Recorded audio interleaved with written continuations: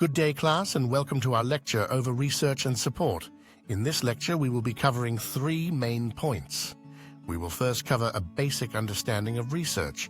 We will then move on to the types of resources, and we will end with ways to support your ideas with the research you have conducted. Keep in mind that we are approaching the topic of research and support from a speech perspective, meaning how we conduct research and use support may not be identical when approaching an actual research paper. To begin, we will cover research by first going over the two types of sources in research, primary and secondary. Primary sources refer to first-hand information directly from the source. For example, scientific studies, autobiographies, and some novels would be considered primary sources. These types of sources tend to contain information which is unedited or unfiltered and has not been altered by interpretation. Secondary sources, on the other hand, refer to information which is not directly from first-hand sources. For example, articles, websites, or certain books would be considered secondary sources because they have been interpreted, filtered, or edited in some way. Most primary and secondary sources can be found in the three divisions of discipline: the humanities, the sciences, and the social sciences. For example, in the division of humanities, some of the primary sources would be interviews, diaries, letters, or creative works, while some of the secondary sources would be articles or textbooks. For the sciences, some primary sources would be experiment results, clinical trials, or scientific research, while examples of secondary sources would be articles or scientific textbooks. And lastly, for the social sciences, some examples of primary sources would be statistics, census data, or human behavior experiments, while some examples of secondary sources would be textbooks or articles in the field of social science. Now that we have understood the sources regarding research, let us now move on to the types of sources you can use for research. The first and one of the more historically popular sources are books, either hard copies or digital. When using books as a resource, it is not necessarily an obligation that you read the whole thing. If possible, try to skim through the material for specific topics, phrases, or words related to your topic. If your book is in digital form, there is usually a search tool which allows you to do this much easier. The second type of source are reference works. Reference works tend to focus on synthesizing large amounts of related information for easier access when researching. For example, encyclopedias are one of the most common forms of reference works, but there are also reference works such as quotation books, yearbooks, or biographical aids. Next, we have newspaper and periodical databases. Periodicals are works which tend to be published on a regular basis and are often found in journals, magazines, or newspapers. They generally are also peer-reviewed, which is a process focused on scholarly review where works are read and evaluated to ensure they meet quality standards in a specific discipline.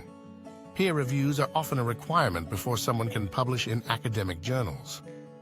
Some of the more notable databases for these periodicals are ProQuest, LexisNexis, and World News Digest. Some of the more prominent academic databases are sites like Academic OneFile, JSTOR, and Google Scholar. Perhaps the most common source in today's day and age is the use of the internet.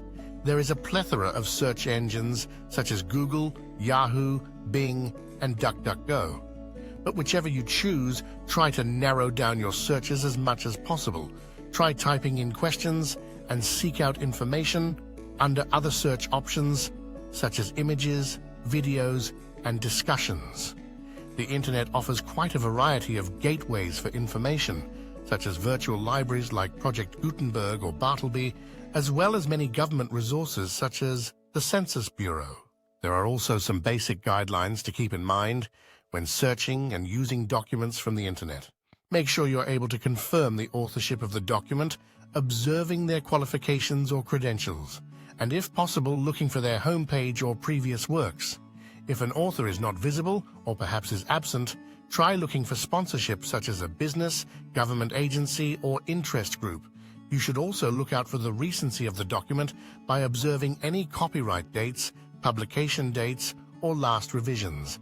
And lastly, try to go upstream by researching the source of their claims, and read laterally by observing what others have said about the source and their material. The last type of resources we will cover are interviews. Interviews make for a great primary source if you are able to interview or find an interview from an expert or one with experience on your topic. There are several ways to use interviews as a source. If you are able to, you may conduct the interview yourself by recording and asking a series of questions which are relevant to your topic. You may also search the internet for interviews, particularly YouTube, which houses millions of interviews for you to pull from. And lastly, do not forget about radio and podcast shows, which also provide a variety of interviews for one to use. Moving on to our last main point, we will cover how to use your sources to support your ideas in a speech. You should always make it your aim to fill your speech with lots of supporting material for your presentations, combining personalization and dramatization for greater effects. The first way to support your ideas is by way of examples. Examples are defined as specific cases which are used to illustrate ideas, people's conditions, or experiences. They are useful for giving the audience reference points in your speech. Now, there are generally 4 types of examples which one could use and implement into their presentations. The first type of example is called a brief example, which is usually a specific case you refer to in passing in order to illustrate a point. They tend to be short, concrete, and illustrate a brief idea or point. The second type of example is known as an extended example. These tend to be longer than brief examples and are often used as stories or narratives in order to illustrate a point. They work well if accompanied with vivid language and can pull the audience into your speech and make them feel involved or a part of the story. The third type of examples are hypothetical examples, which are often imaginary or fictitious. They are often brief stories which may not be true but are realistic and usually communicate some sort of general principle. And lastly, perhaps the best type of example for a speech is the use of personal examples. Personal examples focus on specific incidences from the speaker's life and are considered very effective when used correctly. When using personal examples, try to use a single personal experience and build upon it, providing dramatic impact and lessons you may have learned. Make it a way to relive your experience and invite your audience to be a part of the story, using vivid details. Moving on from examples, we will now cover the use of statistics as a way to support your ideas. Statistics are a collection of numerical data which is analyzed, compared, and interpreted to present results, usually from a study or poll. The use of statistics is a great way to support your ideas because they make great proof when discussing your topic. However, there are a few guidelines to keep in mind when using statistics. First, always make sure they are represented accurately, correctly, truthfully, and they are from reliable sources. Next, search for differences and similarities from other statistics which are comparable, observing for any biases or competing statistics. Third, use them sparingly and only when needed. You do not want to clutter your speech with numbers and statistical data. Used sparingly, they can be very effective, but overuse can make the audience bored. Fourth, always be sure to identify the source of your statistics, providing it clearly in the presentation. Fifth, be sure to explain your statistics. They do not explain themselves, they need to be interpreted and connected to your topic. Sixth, try to round off complicated numbers to make the data more easily understood. Next, if possible, try to use some form of visual aid to give the audience a visual understanding, helping them understand how they are interpreted. And lastly, always use them ethically. Never twist the data around to fit what you want it to fit. Be honest with your statistics and keep in mind that your audience is assuming you are speaking the truth. Another type of support used are testimonies, which are often quotations or paraphrases used to support your speech. There are generally 3 types of testimonies which can be used for supporting ideas.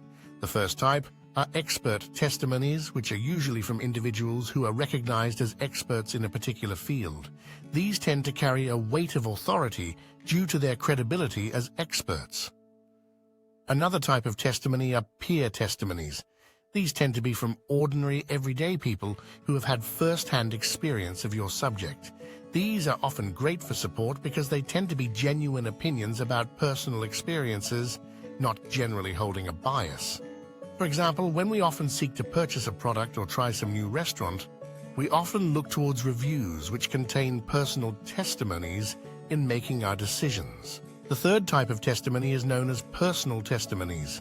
These are based on your own experiences and perceptions, which make your subject relatable to your speech when presenting.